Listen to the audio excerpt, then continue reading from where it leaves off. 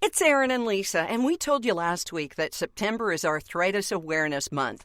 If you're looking for a safe and natural way to reduce inflammation and the pain it causes, you need to try Sierra Sil. With their money-back guarantee, you have absolutely nothing to lose. And right now, for a limited time, get a bonus size of their most popular Joint Formula 14. That's over 200 capsules for the price of 180 and an extra 7-day supply.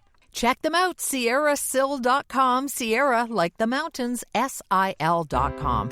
And don't forget your code. It'll get you 10% off your purchase, GF.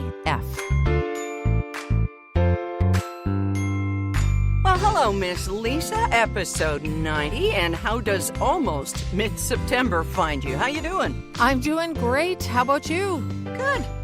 No complaints, and if I have any, you're going to hear about them in the next half hour.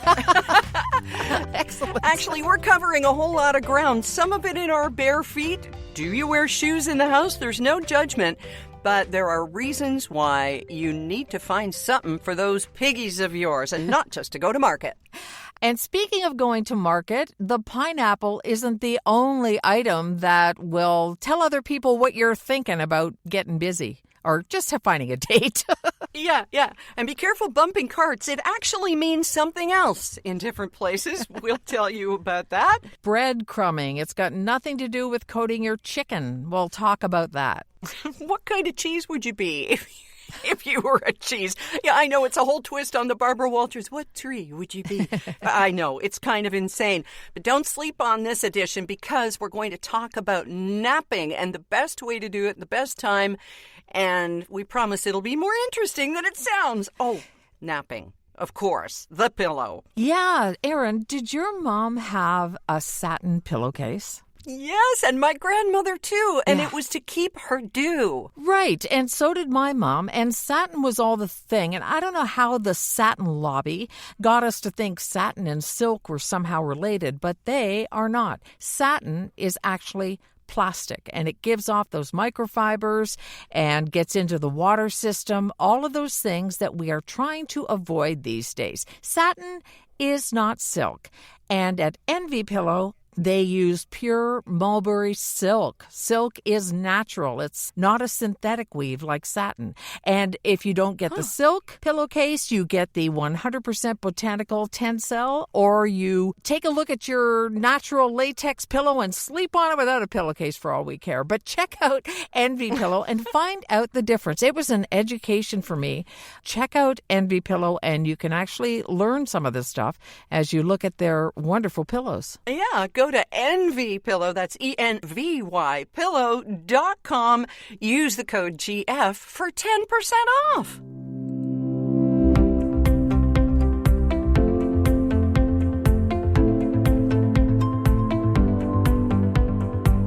Oh, Lisa, I saw a funny thing on, I think it was the Beaverton, which is sort of the Canadian version of The Onion, a satire site where they put in headlines that are so wacky they just might be true these days. Yeah. And it said something like, Canadian broadcaster to go back and edit out all the scenes in Friends where characters had shoes on inside for Canadians.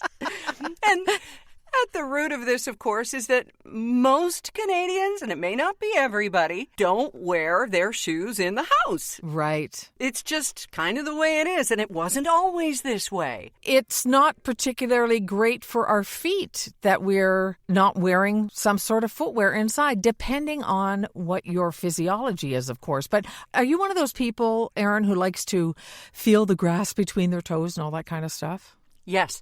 Okay. Absolutely. I love being barefoot.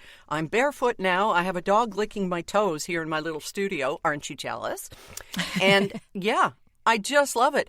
But you know what, Lisa? And I don't want to jump to the lead here, but COVID ruined my feet. I'm sure of it because I was running around the house with no shoes on, not going out, no arch support, no support, period. And it really changed my feet. Right. Well, in earlier days, I used to wear shoes that hurt my feet. I think a lot of women do. You're trying to fit into some sort of mold. And I remember a bunch of girlfriends when we were in our teenage years pulling up to a garage where a garage to fill up on gas. And this guy had all these pairs of red pumps. And each of us bought a pair. and none of them fit. But it was too good a deal to pass up. Oh, yeah, I remember they were like Steve Martin's Cruel shoes. I remember walking in them and thinking, I'm going to lose my feet. Oh. Well, if you can't trust shoes you buy at a gas station, Lisa. Exactly. I know. What's the world coming to? We were from the country. What can I tell you? We thought them were sophisticated. Oh, wow. Yeah, wearing shoes indoors was never a thing in our family. You always had to take your footwear off right away. It didn't matter what it was. I have one, let's just call him relative, who I have to remind to take his footwear off all the time, and he's not American. But I find that kind of odd. He just doesn't think of it. Well, I remember my mom saying to me one day in one of our places, when did this become the norm? Taking shoes off in the house. When did this happen?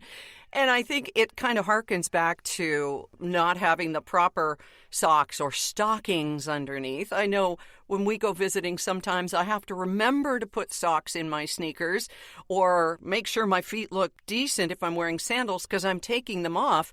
And bare piggies, what's the alternative if you're wearing sandals? Yeah. You just leave them on or you got your bare piggies running out there. And I think you make a good point that we kind of have to be prepared to take them off. And maybe another reason, although Friends was in New York. Yeah. So this doesn't really work. But I was going to say another reason is because in a lot of the states, especially on the West Coast, you got the same weather pretty much year round. So you're walking around in your bare feet. I get that. You don't have to worry about tracking snow and slush inside. But after COVID, I think you're right. I think the same thing happened to me because my feet were sore, not arthritic sore. They were guilty of non-support. Kind of like our boobs and a bad bra. A little bit. Oh, my goodness. I saw a picture of myself recently and I've got to tighten my bra, but that's another story. Anyway, so I bought a pair of platform squishy memory foam sandals, and that's what I wear for slippers. And oh, I feel so much better with those things on. That makes sense. When I was going through that foot pain in the house, I decided, well, I'm going to have to wear really good slippers. So I bought these wool slippers. They were over $100 at one of those, cheap shoe stores and fit in the orthotics that I used to wear in the before times. And Rob had to zip tie them in, which was also uncomfortable, but it was to give me some support in my feet. And you know what part of it was the COVID weight I had added on that was putting all the pressure on those little foot bones. Right. So it's just kind of a whole avalanche of things. Yeah. So they're saying now that we shouldn't be barefoot in the house. There should be some kind of support for us. I think it matters what kind of feet you have.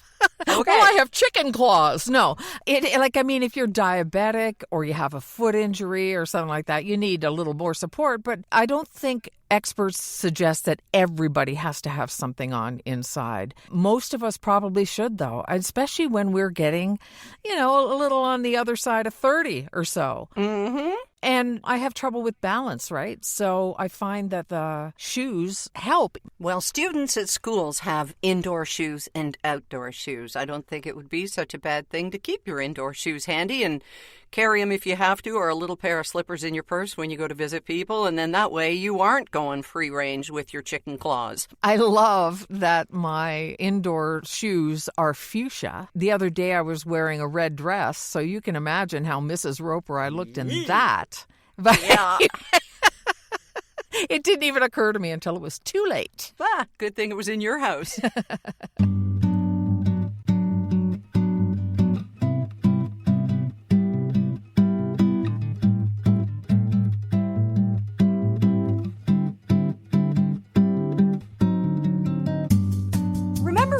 In Hawaii about a year and a half ago, and we found out, I think it was there, that pineapples can have a whole other meaning to what we thought they did, and it actually helped you decide not to get your husband Derek a shirt with pineapples on it. Do you want to refresh people's memories in case they didn't go that far back with us on Gracefully and Frankly? Right. It's a dating thing now. If you are in a supermarket and you want to meet somebody, you're open to meeting somebody single, hopefully single, you put a pineapple in your cart and put it upside down, and that's the signal that you're free and ready to mingle. Well, the shirt thing was I was going to buy my husband this short sleeve shirt that was really nice with pineapples on it, but it had a bunch of upside down pineapples on it. And I thought if I send him to the grocery store and that, he's going to get all sorts of attention.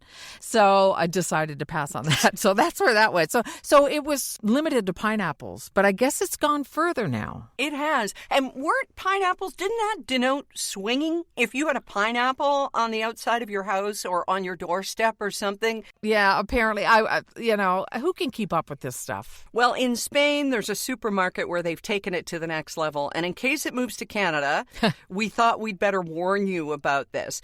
There's a chain called Mercadona where it's claimed you can find romance if you visit during happy hour between 7 and 8 p.m., and you put a pineapple upside down in your trolley. Okay, so this isn't going to singles bars. This isn't going to Yonge and Eglinton on a Thursday night, to Earl's for Girls, Earl's Tin Palace, or anything like that. It's a social media craze where there's flash mobs of singles who are showing up. And if you have your pineapple upside down, that means, okay, I'm kind of interested. And then they're encouraged to go to the wine aisle to find others with the same fruit in the same position. So how do you know if you like someone? Well, you bump trolleys, Lisa. Yes. Oh, my goodness. I know. Everything's a euphemism. Right. If the feeling's mutual, they can bump back or just start talking. There's that. And there have been people who have posted videos of the craze and that sort of thing. But there are other, as you hinted, there are other things in your cart that can say what you're looking for, like maybe pickles and ice cream mean you want to have a baby. No, I'm just making that up. Okay. So in some areas, they're saying that if you put chocolates or candy in your cart, it means you're looking for a long-term relationship or something more serious, not just a fling of the cart. A legume or lettuce means you want something more casual. Now, I eat a lot of salad. Yeah, you do. Putting some romaine in my cart and somebody's going to go, well, look at that 60-something. She wants something casual. Let's hit that. Yeah, it all depends on what you have in your cart and how you want to appear to others. But they're actually running out of pineapple in some areas. Oh. Because of this craze that people are getting. And then they're getting it home and going, now what do I do? Right? Oh, those things are a beast. Well, there's another grocery chain also in the same area there in Spain, as we mentioned, that's switching over to watermelons. So I guess maybe that's in response to the pineapple thing. Or see the aforementioned, I want to have a baby. So who knows? Yeah. But you know what it'd be for us? It would be the cheese section. Meet the over 60s in the cheese section. Lactose intolerance be damned. That's right. Meet in the cheese section. Oh, my goodness. I don't care what they say. I won't live in a world without cheese. I know. We established that last week. I think we are both cheeseaholics to a small degree. But if I was going to put a cheese in my cart, I was thinking about this.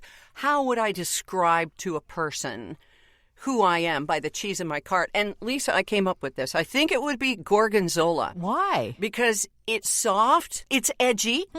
It's tangy. It's got blue veins. And yeah, on a less cosmetic note, it's got veins of blue inside. There's blues that run through me. So I think I would be gorgonzola. A little bit sharp, a little bit tangy, already starting to mold. That's as far as the analogy can go with me with gorgonzola. What kind of cheese would you be? I'd have to be something ripened. Well, yeah? Maybe an aged cheddar or a ripened, I don't know, mozzarella or something. I have to think of something Italian, something old, something that's been around a long time. What about goat cheese? Because it's soft and it's still basically a kid at heart. Is that you? Yeah, maybe some goat cheese. Is goat cheese lactose free? I think it is. You see? We've got it all figured out. Okay, well then, soft, a kid at heart, and won't make you fart. There you go.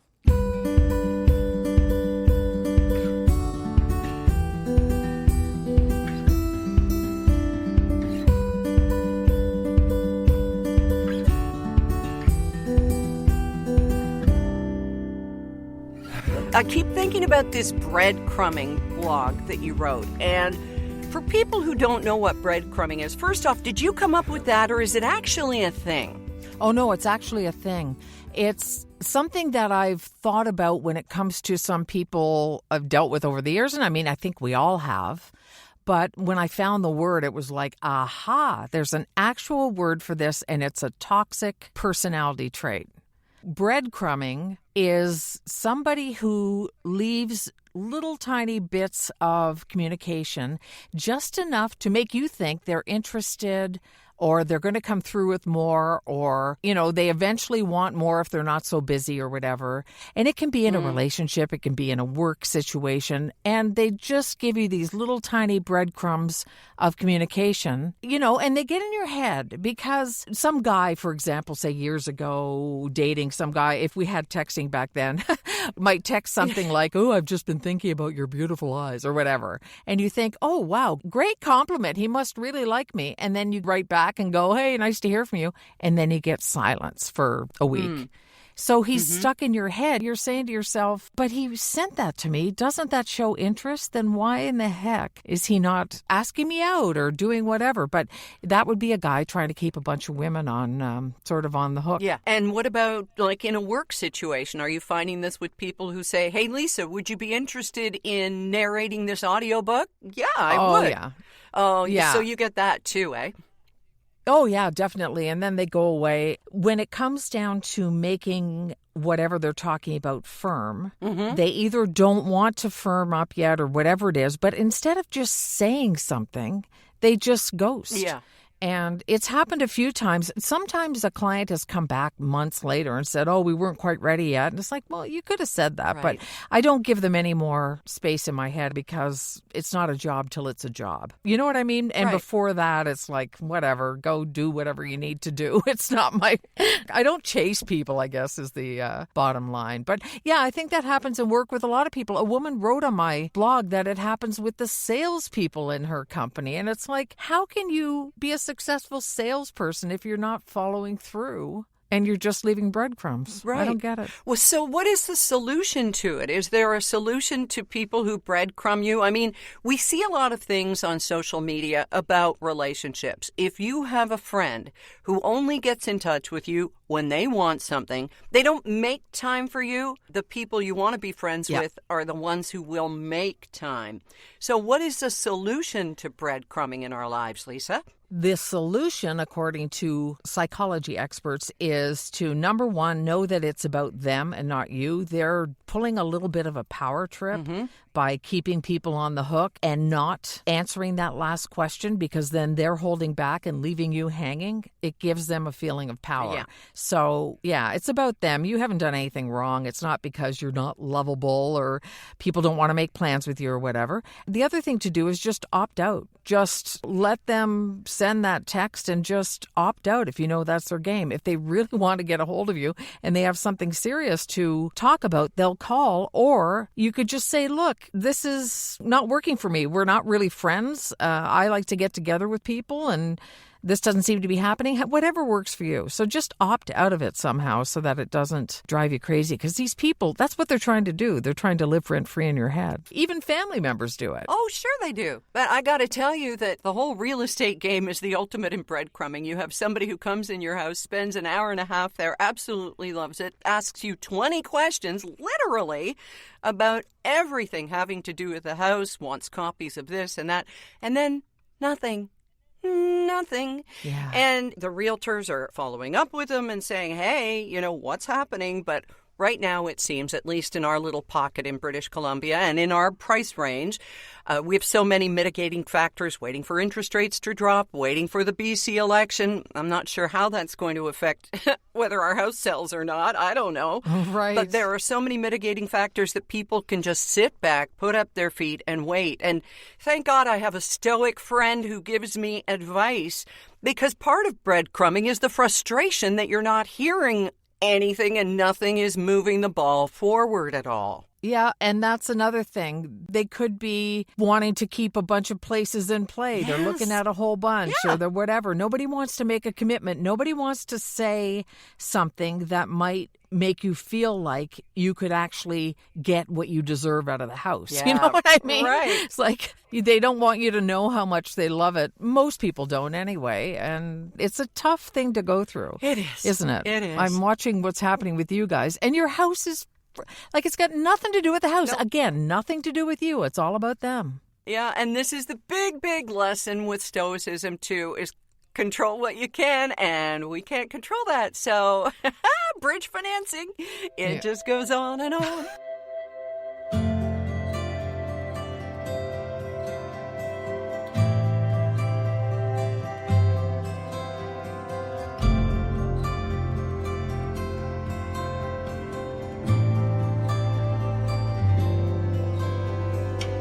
So you're losing sleep, whether it's the change in season, menopause, perimenopause, perimason, whatever it is that keeps you awake.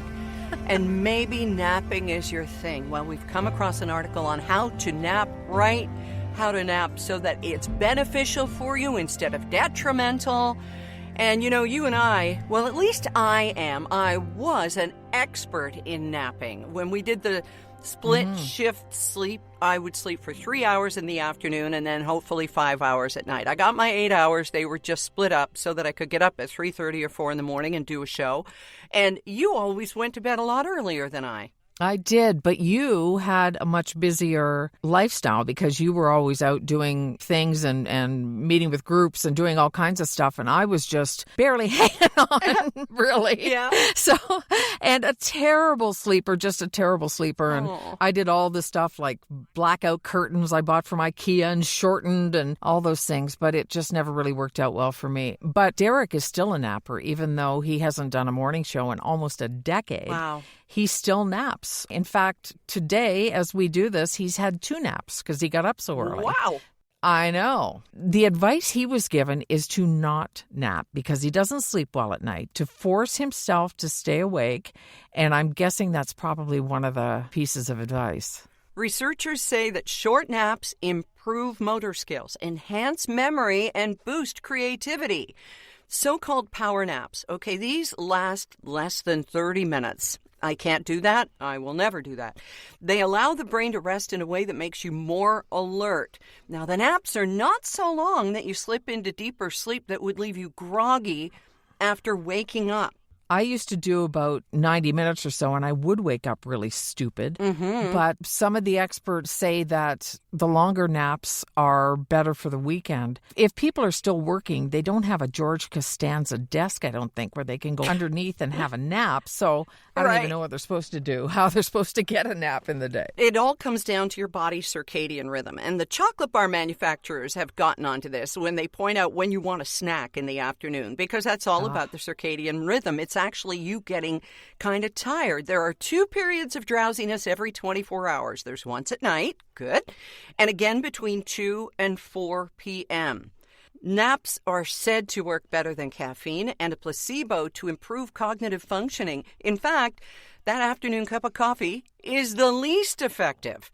They showed better effects, the researchers, with the placebo on performance than the caffeine. So if you think, oh my God, it's afternoon, I need a coffee, you're going to perform better than if you actually get caffeine, if you have a nap. So here's how to do it, Lisa. Okay. Find a quiet, dark, and cool space and set a timer for 15 or 20 minutes, which is a good starting point until you see how your body adjusts. And even if you haven't slept, you still get the benefits. Your brain is still alerting you to the world around you when you're in this stage of sleep, but that doesn't necessarily mean that you're not getting the benefits of sleep. Aim for taking a nap around 6 or 7 hours after waking up. Try to nap at the same time every day. And yes, you're right. They do recommend saving longer naps for the weekend. And if you don't like napping, well, that's up to you, but just listen to your body. If it allows you to nap, take the nap. And I think part of it has to do with guilt, Lisa. Oh, it's laziness, or we should be doing this, or we should be doing that, you know? Right. My mom used to say, you're sleeping your life away, but she didn't know. She didn't know from 3:30 a.m. So do listen to your body.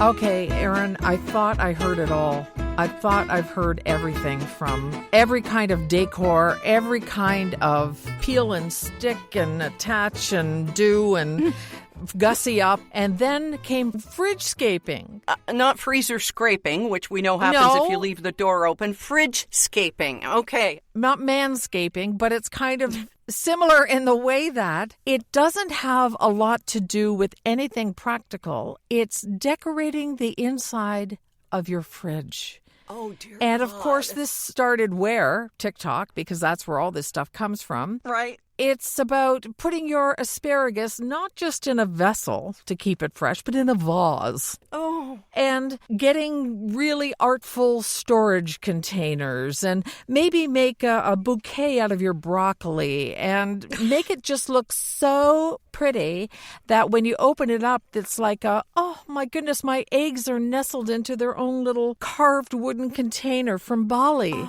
Oh my gosh. Okay. Everybody to their own taste. But aren't we just trying to get through life without things like decorating the inside of your fridge? I mean, if my fridge doesn't have some sort of dark juice that has caked onto the inside ledge of something from something that leaked, if it doesn't have that, I consider it to be a masterpiece. That's right. That's a very good point. It's so funny because this one TikToker has a woodland theme in her fridge. So she has a couple of jugs, like not just Tupperware or anything. She's gone and bought earthen jugs, earthenware, with decoration on them. And they're on a big piece of raw wood with a little brass deer. Oh, God. And sprigs of flowers in the middle. And so when she opens it, she goes, "Oh, it's so beautiful, but I can't find the dressing." It just seems silly.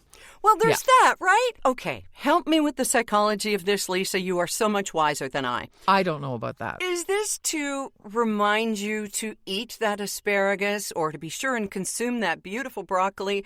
Or, like me, would you be reluctant to touch it because you're going to knock the damn deer down? I don't understand any of this. That's exactly it. It is just for, this one woman says she keeps her produce in the front so she makes sure to eat it because it's all in lovely vases and everything. We've talked about that. Yeah, we did. It's only about making it pretty. She says when she opens her door, it's an instant dopamine rush to see how pretty the inside of her fridge is. I'm not about to buy fridge flowers. I don't know about you. No, it'll keep them fresh, but the only one who sees them is you or your spouse. Okay. That's right. Oh, yeah. We have enough trouble finding stuff as it is. I don't think having a brass deer in the fridge is going to make it any easier to find. Well, if it makes you happy and it doesn't hurt you or anybody else, go ahead and do it. But I just know instead of vases, I'm using urns because all of my produce goes into my fridge to die.